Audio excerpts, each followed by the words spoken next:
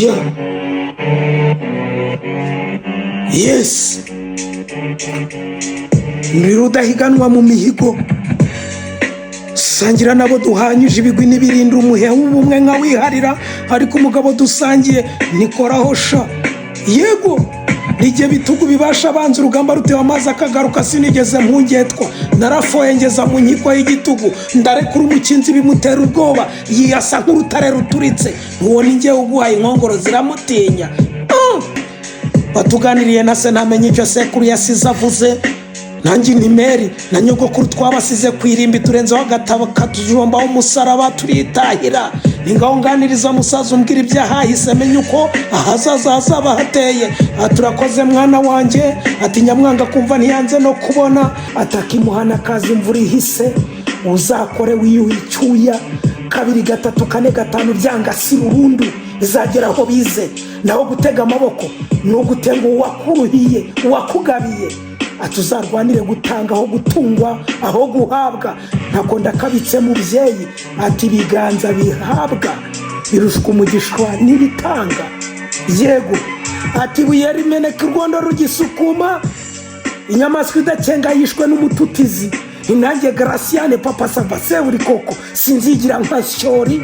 Babwiye bati ujya guhiga mu ishyamba rikaze, ati ngende umukogoto inyamaswa zirantinya, umuheto umwambi abifata bwambu araguka arenga umweko ngo agereye ibyo mu nda biricu gusa, ibisohokera mu kabuno biti dushaka kugwa ikuzimu. Yagiye gusutama ku gihuru, icuma rishingaho, agatuza gashingaho, yarakanzwe n'urukwavu arapfa. Barahamagara bati muze mushyingura wanyu, uko siko nzamera, nje nzacenga iteka mu buzima, nzaharanira kumva abambwira ibinteza imbere. Ati ntuzavumira itararenga, ugaya haruga ari ukurengera, haruga ari ukugabira.